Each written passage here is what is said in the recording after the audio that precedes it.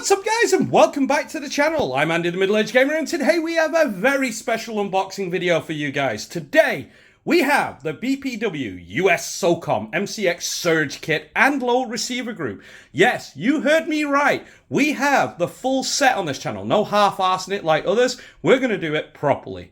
So, grab a drink, get seated, let's stick the usual disclosures on screen right now, and let's jump in. Okay, so while I cut this box open, let's give you guys a little bit of context. Okay, I'll give you the short version in this video, and I'll leave the more detailed for the full review. I think it suits that context a little bit more. So, let's begin. Okay, in 2016, SOCOM put out a request for a brand new upper receiver group that was suppressed, or SURG. And many companies answered the call. By 2017, there was so many, but it really did come down to just two, LaRue and Sig. Okay, now in 2018, the contract of 5 years worth $48 million was awarded to Sig. And before everyone starts going down that, oh, it's because Sig have never lost the contract, all that yada yada, the conspiracy bullshizer. Well, let's just get things into some context at the time. Okay, the world was changing and the way that people are doing things are changing. And to be honest, SIG was and still is ahead of that curve.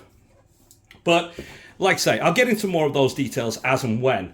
But when it comes down to 2023, when the contract came up, it was renewed for a second go. Okay, for another 5 years with a minimum of 2. Okay, now that's great for SIG, great for everyone else, I guess, because it's what actually allowed us to find out about this project. Otherwise, we would never have known. So, what happened next was, in middle of 2023, SIG puts up on their, website for sale the original batch of SURG kits that they sent out to SOCOM armorers. And, yeah, that's all empty, so let's yeet that out. Oh, crap, I'll tidy that one up later. But, yeah, basically, they sent out the SURG kits to SIG. SIG had the permission then to retail them, and basically they semi-auto locked the upper receiver. I believe that was done to it, and you needed to tax stamp. And of course, they were going for like $5,000 back last year, and now they're at least double or triple that. These are really valuable things. So, of course, that's gone on, and since they've still got the contract, and this is now classed as officially a military weapon in the real steel world, it's great that BPW took over it and said, hey, let's make airsoft versions of this, and they did a good job based off of the VFC, I believe. So, yeah, let's get all this open. All right, so as you can see, we have 2 packages here. Okay, obviously this is going to be the SURG kit, and this should be its correct lower receiver. Now, of course, like I say, there has been another channel that's done an unboxing / review of this, but he used his MCX lower, which defeats half the purpose, because this was designed specifically to fit the M4A1 Lowers that they had extensive amount in stock. So, and if you know what M4A1s they were using, or what the official code name is, you'll know what this actually replaced and why it's such a big deal. Okay, but yeah, so it defeats this kind of kit because it basically converts it into an M4A1. So here, as you can see, we have the lower receiver. Let's take a look. And this is based off of the VFC Gen 3. And yes, they did put the markings. And yes, it is ambidextrous. Oh, definitely nice. Okay, yeah, this is definitely going to be clone correct now. I was a bit worried that they weren't going to do it because I've seen pictures without the markings on them, but it's BPW / WSG at the end of the day. You know, they do a great job.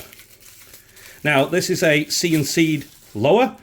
So this is a CNC lower with a nice coating on it. And of course, it's not got its detent because you do have to put the detent in here, which we're going to do when we build this thing, and put your grip on. But yes. Oh my God, that's BSC Gen 3 internals, you can see. So this has got one of the most reliable internal systems on the market, which is going to be awesome. And yeah, we're going to have to put the parts, which should hopefully be in this part. Let's have a look. So this should be our grip and our pieces. Our little baggie of goods should be in here. Yes. Now, of course, yes, you do get the A2 grip for it. That is important. Oop, there they are. So here are all the rear takedown pins, detents, etc., and springs that you need for the lower. And obviously you get your A2 grip. Now, some people like it or hate it.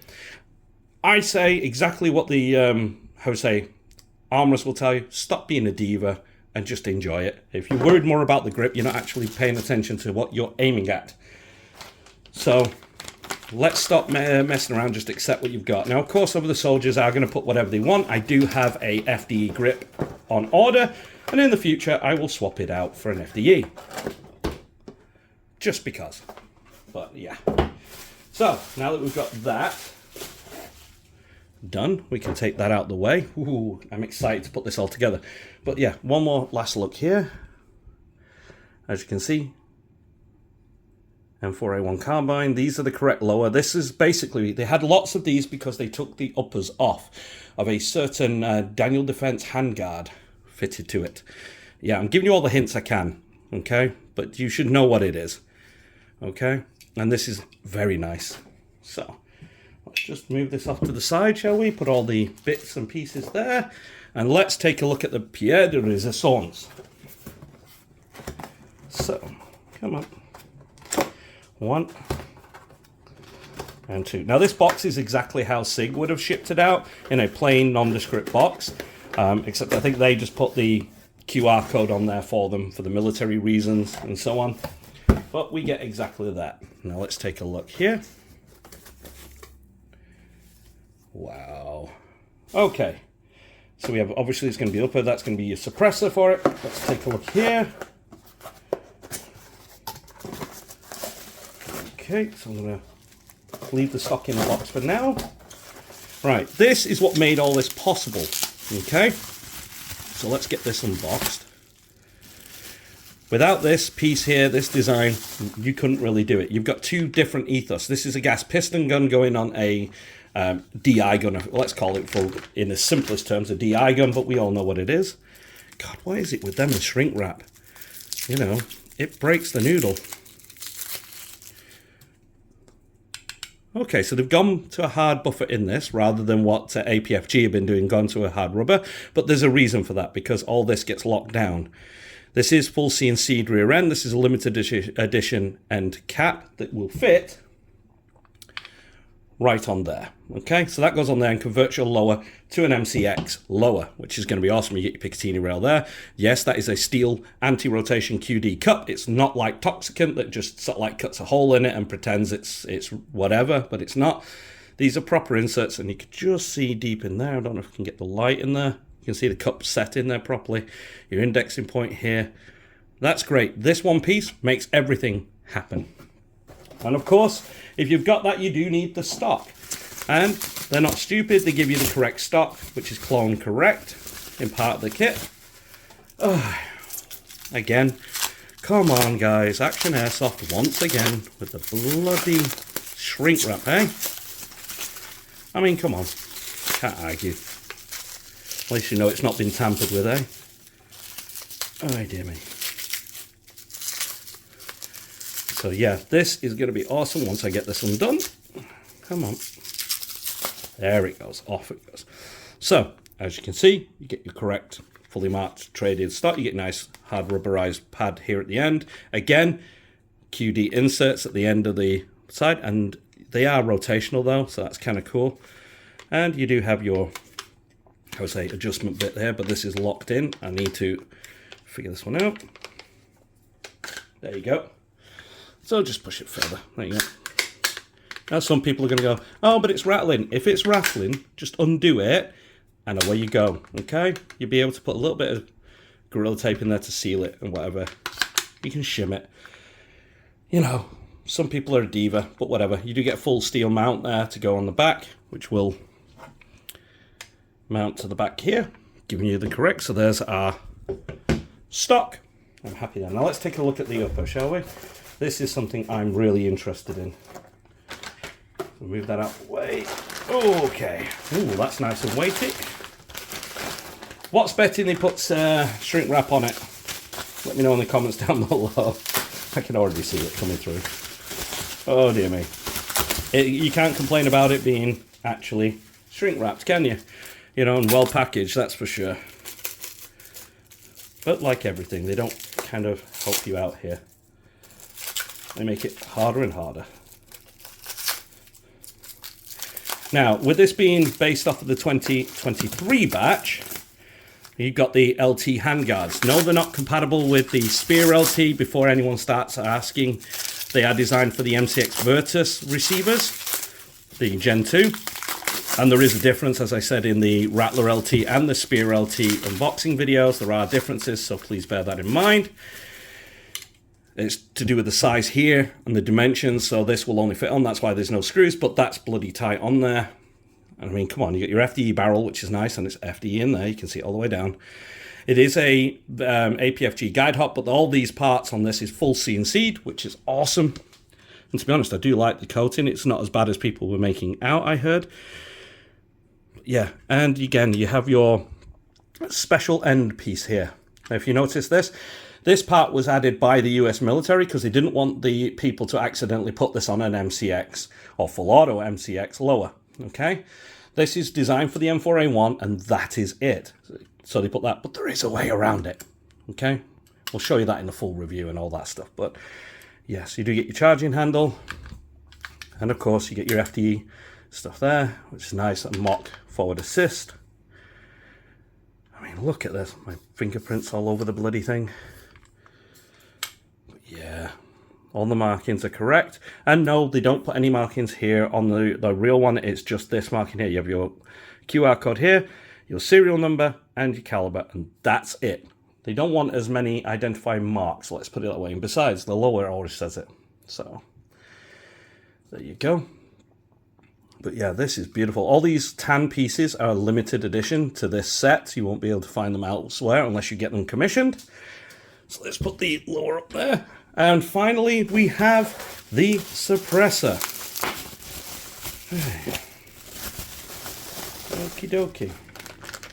Now, this is part of the reason why SIG won the contract, not only because of the gas piston, and sorry for the noise you'll hear in the background. They're doing roadworks outside and they like to do it whenever I record. But yes, both SIG and LaRue use the same shielded cover. The difference being the contact patches here between. SIG has more of a contact patch. And on LaRue, these parts here are cut open because the LaRue is a DI gun. It needed a flow-through can so gases could flow through. With SIG being a gas piston, you just switch the gas regulator to suppress and it would work. Now, I don't know if I can get them on, but as you can see in there, this has the Sig Saur name, and this is their SLK can. It is a very, very special can that was designed just for this project. And again, what really happened with these, this whole cage is there so that if, say for instance, you're in battle, you get a baffle strike and you need to remove the can and go loud because this is now broken, you could just undo it. After 230 rounds, over 7 minutes, you could grab your hand on it, unscrew the can, get the thing off and keep on firing without losing your main primary and go into your secondary pistol, which is not going to be really good. Now, of course, SOCOM accepted it. It was great. They issued it this way to the soldiers, and guess what? The soldiers undid these 3 screws, took the cage off, and put the suppressor back on with some heat wrap and just used this as a pen holder on their desks as a modern art thing. That's it. It's as simple as that. And of course, this being airsoft, it will fit a light up unit inside. It's designed for that. So this is going to be really awesome when we get this all done. I can't wait to get it fitted. But yeah, it's all fully traded. There are foam baffles inside this to reduce the noise as well. So now that they've decided to make some noise in the background, let's just put all that on there for you. Okay. So if you've gotten this far in the video and you like what you see but you're not subscribed, hit that subscribe button, hit that like button, hit that notification bell. That way you stay notified whenever I upload a new video, and you really help this video out with the YouTube algorithm. If you want to really help the channel out, please consider using the YouTube thanks button. It really goes a long way. Every penny donated to the channel goes a mile, and a million thank yous from me It's much appreciated. I'm one person. I do this on my own. This is all my disposable income of hard work in order to do this channel for you guys. So I much appreciate you guys from the bottom of my heart. Now, at this point, I'm going to end this video here because I really don't want YouTube to strike my channel by showing you the build process. So what I'm going to do is in a few days, you'll see the build video pop up. That won't be monetized, and you'll see everything there with the first shots. But just as a sneak peek, let's insert now.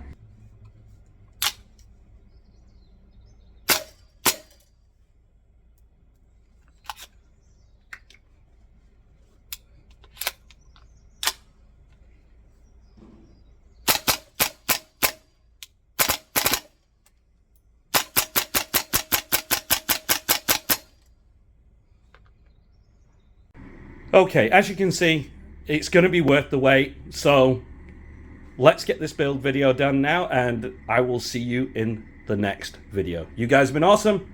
I've been the Middle-Aged Gamer. See you later.